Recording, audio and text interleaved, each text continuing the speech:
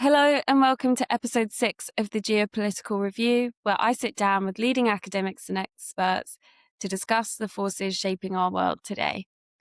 This project is in collaboration with the Democratic Security Institute, a non-partisan international think tank focused on peace building, democracy, conflict resolution, and security policy. By bringing together experts from around the world, the Institute provides a platform for dialogue on some of the most pressing geopolitical issues of our time. Today, I'm joined by Dr. Filippo Costa-Buranelli, a senior lecturer at the University of St. Andrews and a leading scholar on Central Asia, international society, and regional order. His research focuses on how states outside the traditional centers of global power navigate international politics, build regional relationships, and respond to competing influences from major powers. When people think about geopolitics, they often think about Ukraine, the Middle East, or the South China Sea. But one of the most strategically important regions in the world is often left out of the conversation: Central Asia. It sits on the crossroads of Europe and Asia, bordering some of the most important geopolitical actors, and serves as a key arena for energy security. From China's Belt and Road Initiative to Russia's historical influence, and from growing regional cooperation to questions of authoritarianism and sovereignty, the region is becoming increasingly important in global affairs. In this conversation, we'll explore how Central Asia is changing, whether the region is moving beyond its post-Soviet legacy, and how governments are balancing relationships with competing great powers. This discussion is split into 2 episodes because we had so much to talk about. This is episode 1 and episode 2 will be out soon. So I hope you enjoy the first half of this conversation.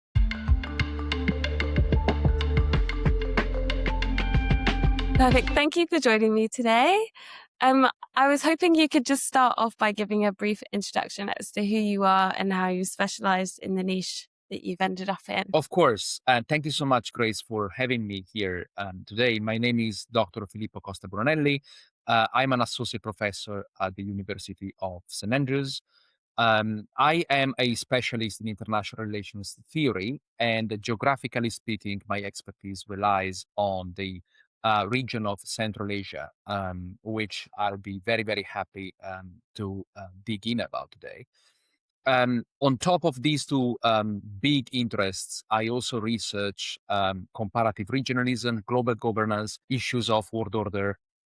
And in my spare time, which is not much, I also serve as a pro bono senior advisor to the Ministry of Foreign Affairs of Italy on matters pertaining to the format so-called 5+1 Central Asia Italy.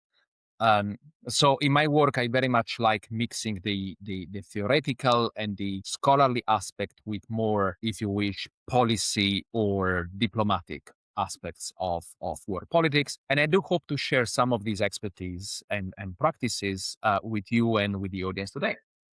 Perfect. And is there a reason why Central Asia became your area? Like, was there a particular thing that... There are a couple of reasons. I can mention those if you want. The first one was eminently academic. I was doing my master's back in the days. I will not tell you when, but it was back in the days, and I was researching different IR theories and different forms of regionalization in world politics, starting from a theory that is called the English School of International. So I don't want to get into the boring stuff of theory here, but think of these as a socio-historical approach to international relations, very much emphasizing aspects pertaining to diplomacy, international law, norms, rules, regulating relations between, you can say states, but more in general, political communities, right? And this is why it's both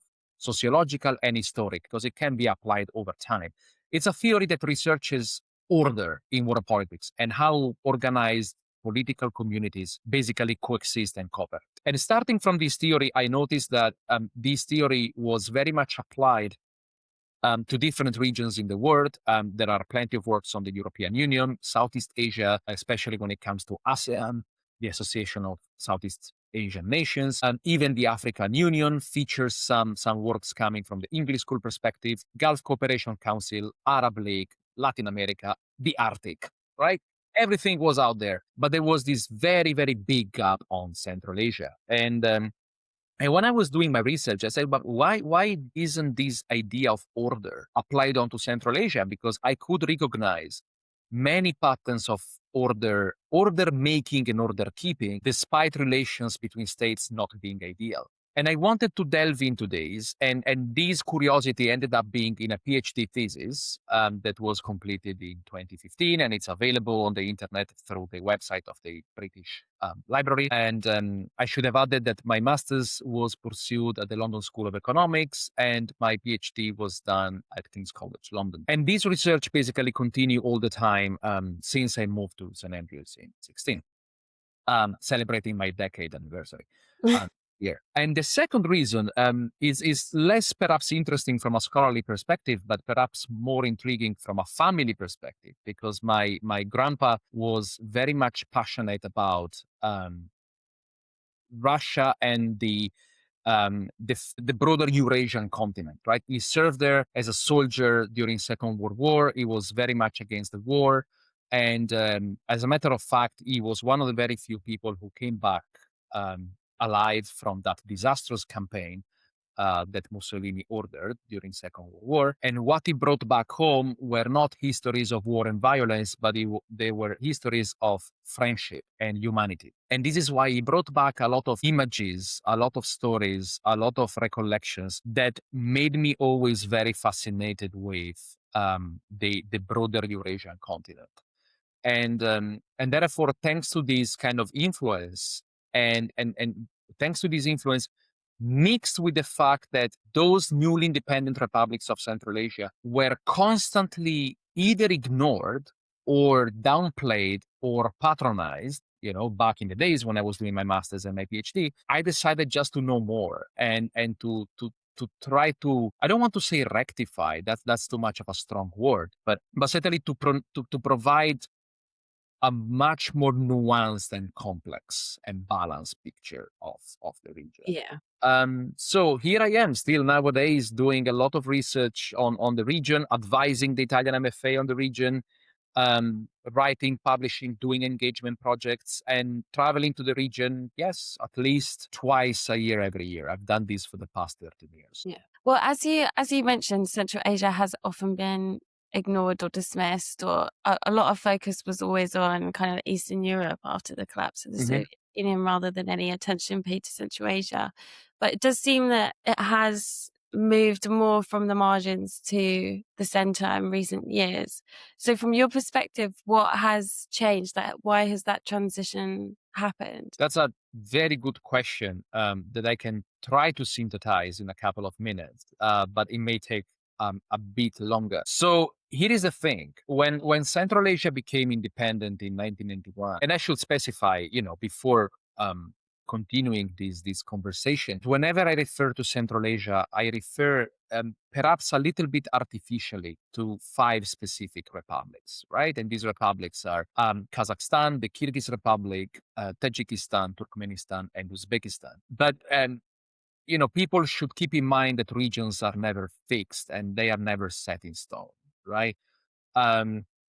So the contours of the region may vary depending on time and depending on the kind of discipline or the kind of glasses you wear, in metaphorical terms, of course. So an anthropologist or a sociologist would certainly include the region of Xinjiang in southern People's Republic of China within the definition of Central Asia, including northern Afghanistan, northern Iran, the whole Caspian Basin, and even some of the territories in the current Russia Federation, right? Because of the nomadic past and the kind of ties that exist between these populations, historically speaking. But if you look at the current trends, for example, there are more and more discourses willing to include Azerbaijan within the definition of Central Asia. And we will touch upon this because it has to do with history, it has to do with culture, but foremost, it has to do with connectivity. right? Other people include Afghanistan in Central Asia because of, well, security reasons and trade reasons, right, on top of geography. So um, I apologize in advance to the audience if sometimes we will focus on different readings of Central Asia. But whenever I refer to Central Asia, the assumption is that I'm referring to the initial 5 republics that I made, right? So when these republics became independent, um, there were somehow lots of expectations, especially in the West, that, having freed themselves of the Soviet yoke, if you wish, these republics would almost immediately embrace the ideals that were typical of the end of history, right? So rapid democratization, rapid marketization of the economy, rule of law, transparency, good governance. And there was expectation that somehow the entry of these republics into the international community that in the very early 1990s was very much Western led, okay, based on the premise um, very much fictitious in hindsight, that the West somehow won the Cold War and that basically liberalism became the only game in town. There were these expectations that somehow um, dictated the kind of initial foreign behaviors of these states. But um, progressively, these states understood that the environment in which they found themselves independent in was very much shaky, was very much precarious, and that therefore um, instances and dynamics and practices of state building, nation building, state protection, regime protection were paramount over many of the Western ideas that were kind of demanded in the West back in the days. These ideas that are referring to the privileging of state security, insecurity, stability, is a very specific idea that is owed to the theorist Mohammed Ayub, and is this idea of subaltern realism. It's this idea that more often than not, newly independent states, especially in precarious geographical and security contexts, would perhaps a little bit unsurprisingly prioritize their own security as opposed to progressive governance. Um, the proximity to Afghanistan, and the position between two very big powers, well, one very much still recovering from the collapse of the Soviet Union, but Russia was still there, geographically, nuclearly, right? Hmm. Just think about that. China once again was there, a nuclear power, very much also willing to, sit at the table to rediscuss some of the terms in terms of water resources and boundaries with the Central Asian states and borders. So the situation was far from ideal. There was the Tajik civil war in the mid 1990s, so the kind of neighboring states were again dealing with violence that could have spilled over at any minute. Hmm. So these kind of disappointed expectations led to part of the West, and of course, when I say part of the West, I mean part of potential investors, part of potential reformists, states that were very much willing to accompany or sustain the region into the inclusion of international community, somehow started feeling that their expectations were being, not fully met. Yeah. And other actors somehow stepped in. Turkey was very much active in the early 1990s. It was the first state in the world to recognize their independence. I mentioned Russia, I mentioned China. European states and Western states were there at the beginning, as I mentioned before, to prop these kind of reforms, but also, frankly speaking, for their own advantage. The region became suddenly independent, and with that independence came the availability of energy resources, right?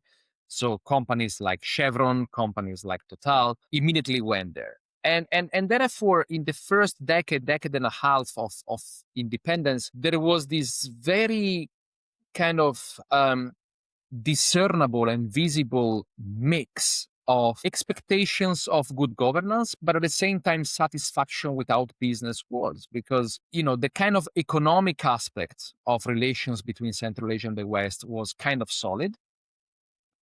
And despite the lack of democratic reforms, the region was pretty much stable in a way, right? But more and more embracing kind of authoritarian practices.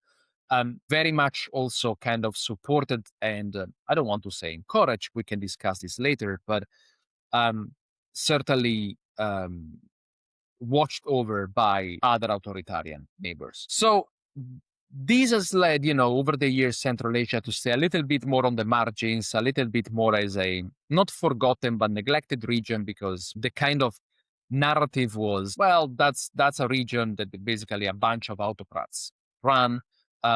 Yeah, they have natural resources that can be useful for us, but is a region that very much kind of failed, right, to catch up with good standards. And this narrative of failure, this narrative of danger, there's a very brilliant article by John Ethershaw and Nick McGoran back in the 2010s discussing how a narrative of danger became basically the prism through which Central Asia basically started being talked about in diplomatic and scholarly circles. The fact that Central Asia was incapable or unwilling to detach itself from the neighboring authoritarian states somehow left it in a very lingering and twilight position, right? On the one hand, yeah, stable, yeah, useful in energy terms, but at the same time, kind of too remote, too distant. Um, the kind of engagement somehow was not that of a sustained engagement anymore. Was a little bit of a region, as you mentioned in your question, left at the periphery of national relations.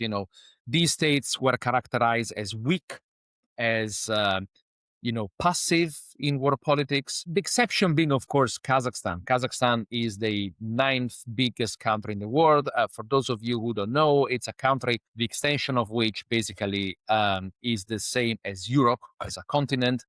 Um, and due to the endowment of of energy resources, Kazakhstan managed over the years to put itself on the map somehow. But the other states, again, struggled to do that a little bit. Turkmenistan, for example, followed a path of progressive closure, was neutrality in international relations, so was not maybe as active as other neighbors as well on the international scene.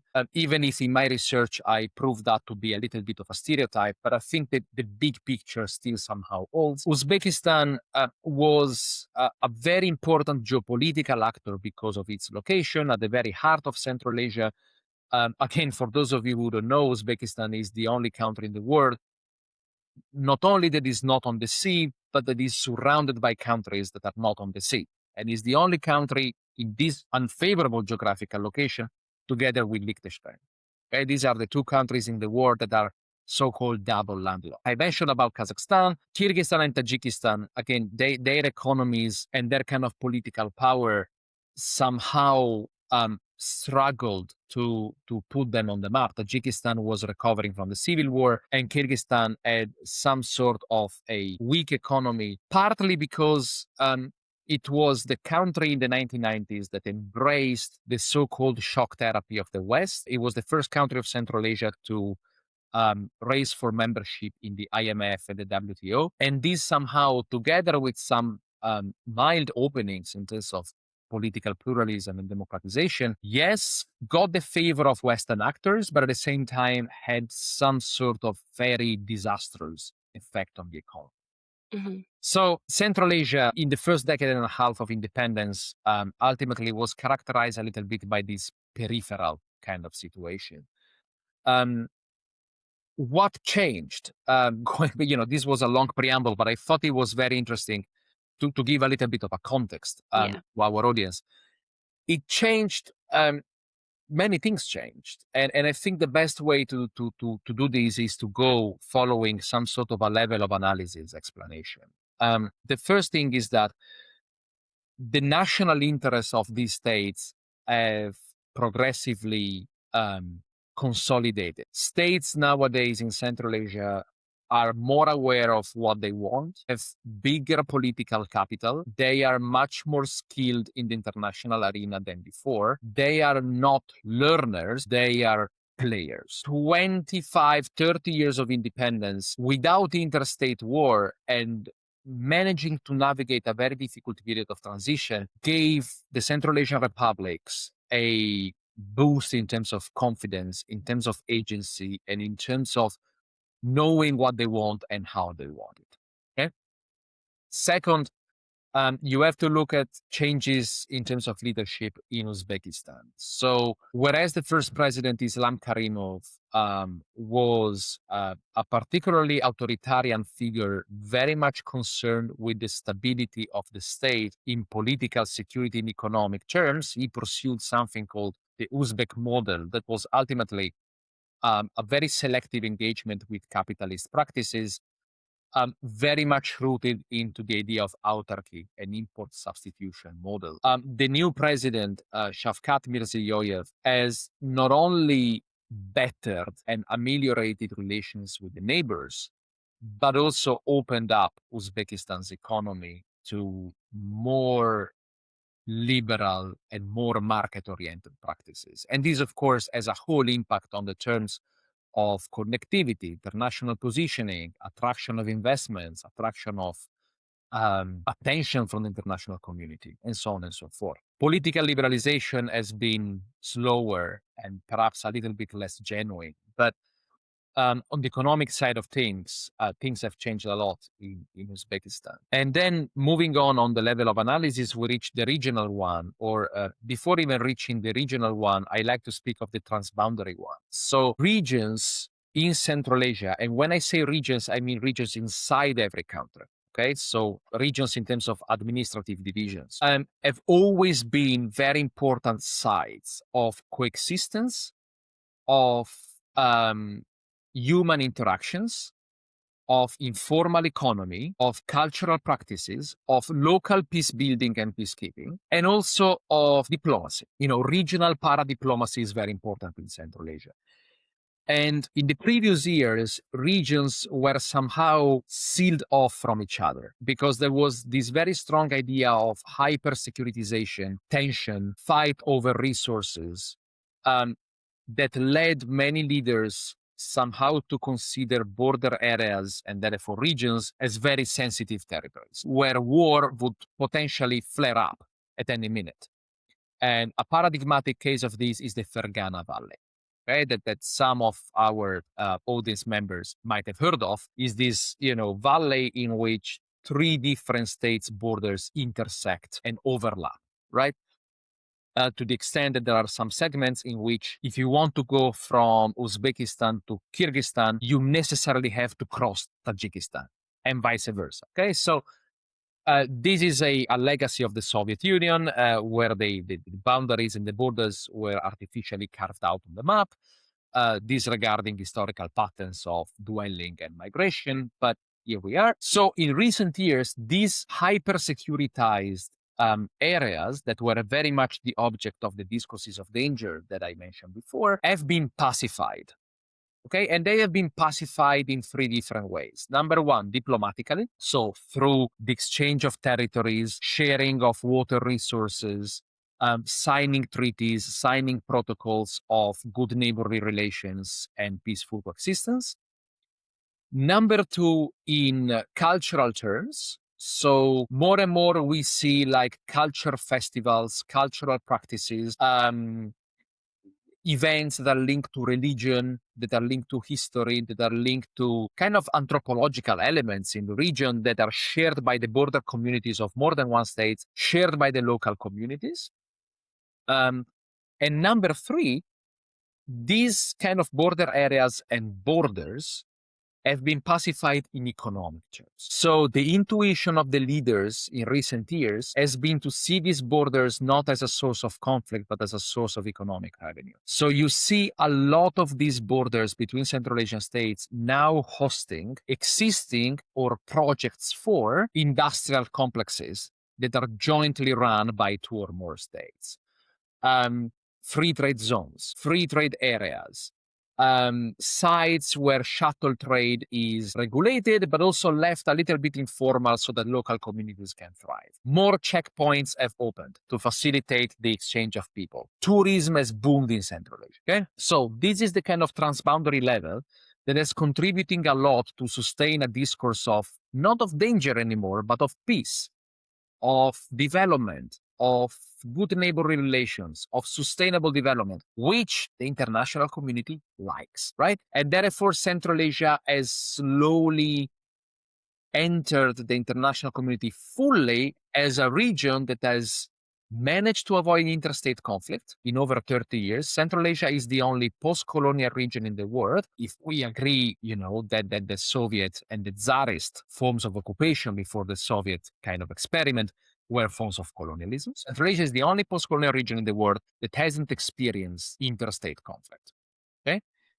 And at the regional level, the presidents now talk much more frequently than before. There are the consultative meetings of Central Asian presidents where, sensitive issues are discussed in a peaceful and very diplomatic way, but also joint projects and ideas for joint development are pursued. And at the global level, there have been two very important developments. Number one, the fact that while violence seems to become the kind of paradigm in the current world order, okay, we have different wars. I'm not sure I have to mention them, but you just have to open the newspaper or follow the news to understand that we don't live in a peaceful world, provided it ever was. But Central Asia is once again peaceful and stable, and Central Asia is filling the kind of spaces that the ruptures of these violent conflicts are opening up. And these ruptures pertain to the economy, pertain to trade, pertain to connectivity, pertain to transit, pertain to critical minerals that are very much in vogue nowadays, pertain on business development. Central Asia is inviting, and it's going back to the spotlight of the international community because of the kind of sense of stability projects. Okay? Not everything there is, flowers and unicorns and rainbows. We can discuss this later. But while the world is going to war, Central Asia is making peace. And that's very important, especially from a rhetorical perspective, right? That's politics. The second aspect is that, especially because of Russia's invasion of Ukraine and because of the still somehow peaceful, but we don't know for how long, competition between the US, let's bring Europe in as well, and China, Central Asia is now courted by different actors in a more serious way. But it's not courted anymore as in the past, where it was a passive transit zone or a buffer or whatever. I still remember one of the paradigms to read Central Asia was the chessboard, okay? The chessboard on which the great powers play. Mm-hmm. Central Asia is now playing on the chessboard itself, right? And they have the chance, these republics have the chance to, I don't want to say play different players against each other. That's not what they want. But really to get the best deal from different actors. So if I can just ask, obviously Russia has played a crucial role in Central Asia.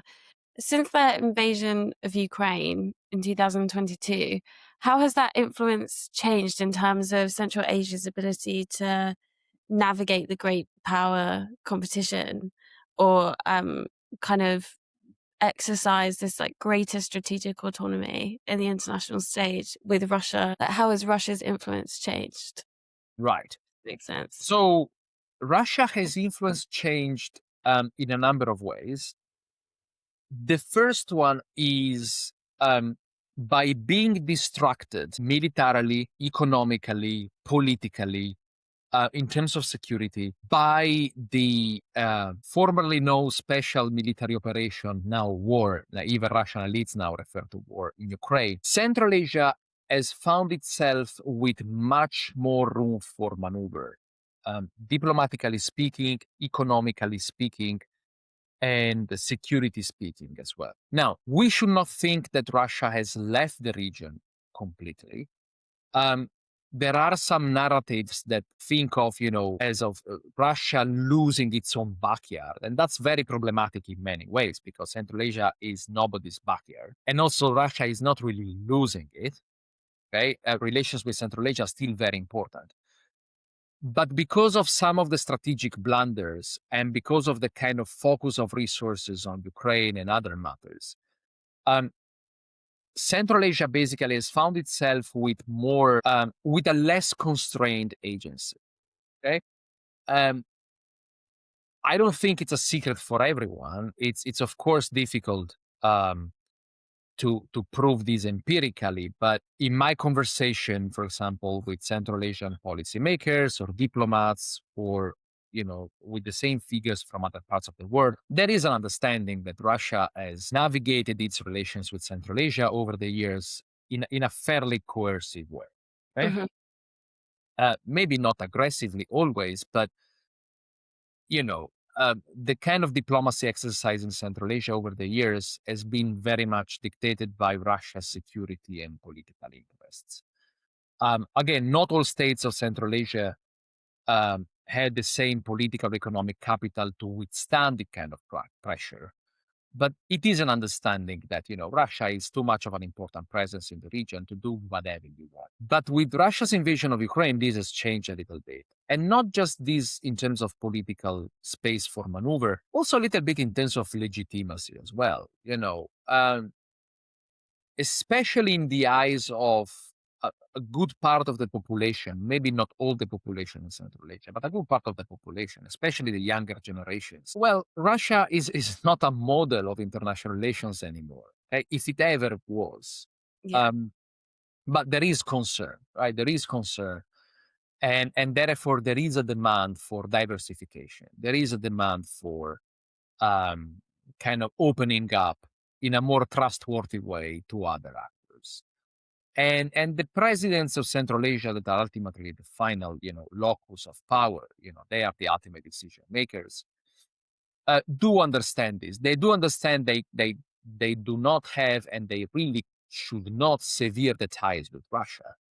Um, President Putin was recently, in Kazakhstan, and the kind of reception he got was, telling. Um, but at the same time, due to the impact that Russia's war in Ukraine has had on security, that has on trade, that has had on connectivity, that has had on the kind of political image and perception of Central Asia, these states kind of want to have a little bit more agency in a way. Um, I would also underscore and underline the fact that more and more of the new generation of Central Asian policymakers, the rising class of future diplomats, are trained more often than not abroad and not necessarily in Russia.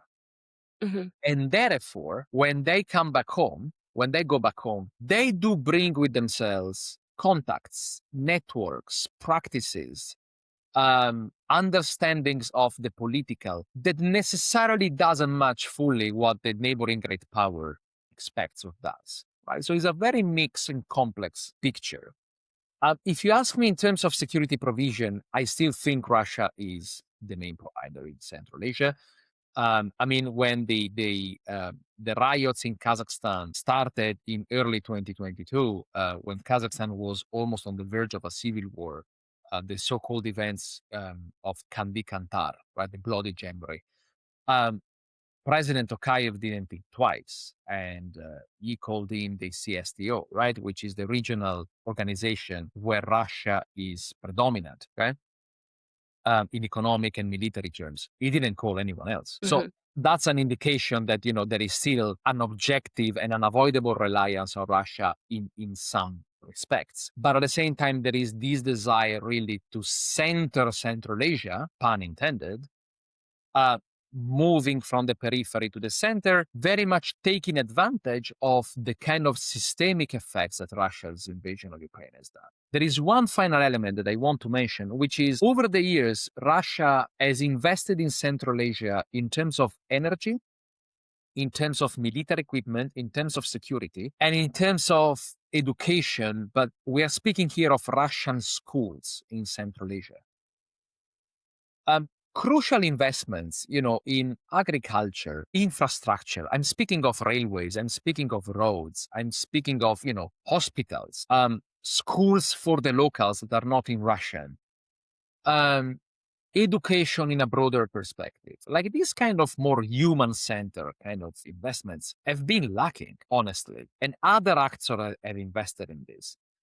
And the population and the presidents understand that this is very important also for their own legitimacy, right? So this kind of also willingness to diversify and to bring in more useful stuff to Central Asia than just security and energy infrastructure, which is super useful, don't get me wrong, but the game doesn't stop there, right? There is much more to be built, and now we are seeing other actors doing that.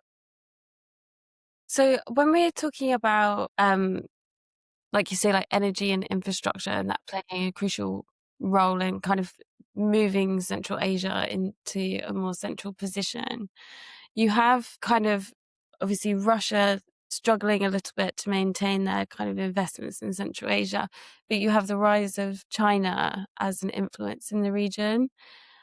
So how successful would you say that China has been in shaping the region economically?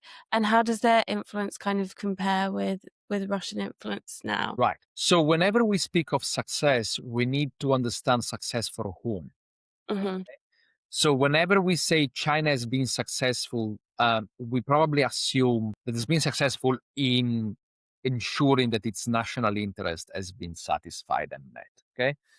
So um, China is undoubtedly a crucial actor in Central Asia.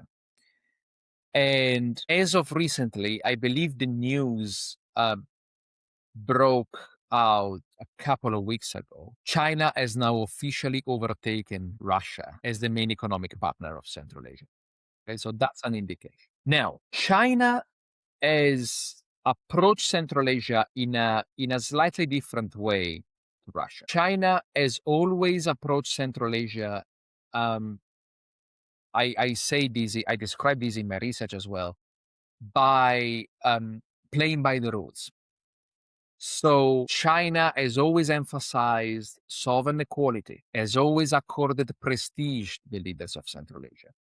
Okay? Whenever Central Asian leaders travel to China, have a look at the reception on YouTube. If you find some of the videos, it's just splendid, like the grandeur, the magnitude with which they are received is very much stressing equality.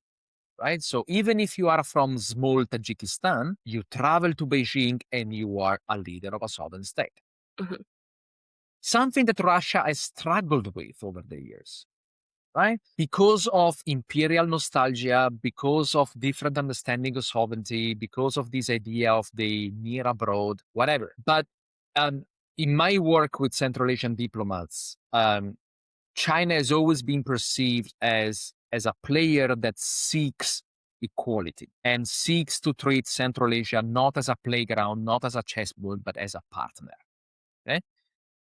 Now, this strategy has been very successful because Central Asia has finalized a lot of deals in economic and especially in energy terms with Central Asian republics, with the unintended effect, though, or making some countries, and I would give you the example of Turkmenistan here, very dependent on China, especially in energy terms. Turkmenistan sells nowadays, these were the latest statistics I looked at, so don't take me too literally, but we're speaking of around 80% of its own gas is sold to China. Hmm.